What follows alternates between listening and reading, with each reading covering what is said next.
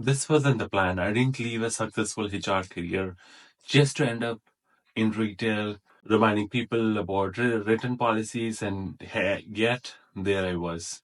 And after moving to Canada with more than a decade of experience in HR leadership, I found myself in a retail sector.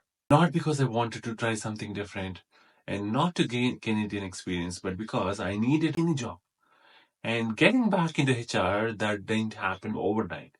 And it didn't happen the way I expected it as well. And it taught me more about people and myself than any boardroom could ever do that, right?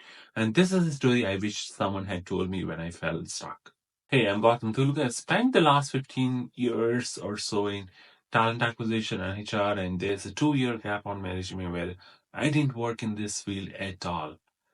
And I'm not here to hide that. I'm here to talk about what the detour actually felt like and how I slowly found my way back. When I moved to Canada, I knew there would be an adjustment period, but I didn't expect to send out dozens of HR applications once I was absolutely qualified for and hear nothing back from them. There are absolutely no callbacks, maybe not many interviews, just absolute silence. And so, like many newcomers, I made a practical decision. I took a job in retail. I told myself it was temporary, but temporary quietly turned into 2 years. And at first, I was just relieved to have some income, but over time, something else started to creep in. Kind of a shame, I would say. What happened to my career? Are people from back home going to think I failed? How do I explain this gap? And every time I looked at my resume, it felt like I was watching a version of myself slowly disappear. And retail was not glamorous, but it was a honest work that I tried doing. And I learned how to deal with difficult customers. I learned what it meant to literally stand and serve for hours on one end.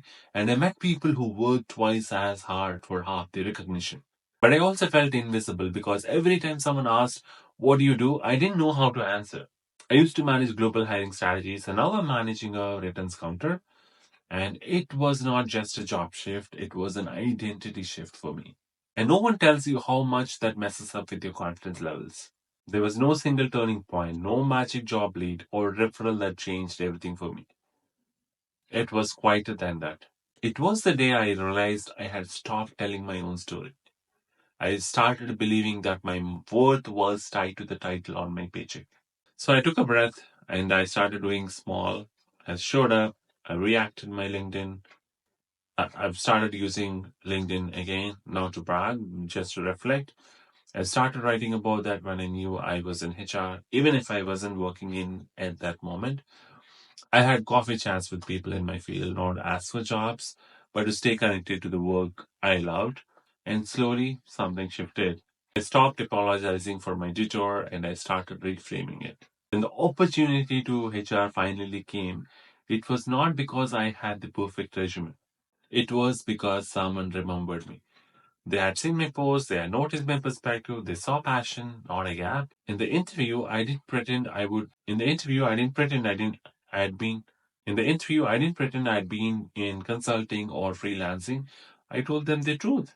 I worked retail, I needed stability, but my always has been in people strategy. I never stopped learning. That honesty, it didn't disqualify me. It made me human. And that's what we forget in job searches sometimes. We're not applying as machines, we are applying as people. I used to think of soft skills as secondary, and now I know they are everything. And being in retail sector, it taught me resilience under pressure and trying to display empathy when someone's having a terrible day and reading people quickly, not just on paper, but in person, right? And how to lead without a title and influence without authority. Honestly, some of the best HR I have ever done happened on the shop floor. And I carry that with me now because every role, even the ones we didn't plan for, can sharpen something in us. But only if we choose it to see it that way. And if you're working on a job that doesn't reflect your potential, and if you feel like your old career is slipping further away each day, I want you to know something. You're not behind and you're not wasting time. You're gathering something no one can take away from you. And that's grit, empathy, humility, and clarity, right? And these are assets. And even if they don't show up as bullet points in your resume, so please don't downplay what you're doing right now. You don't need to hide your detour. You just need to learn how to tell the story behind it. And if that story comes from a place of self respect, it will always land. And you don't need to wait to feel like a professional again. For a long time, I thought I needed to get back into HR to feel valid. But the truth is, I never really left. I just stepped into a different setting. And now, back in this field, I bring more humanity, more patience, and more perspective than I ever did before.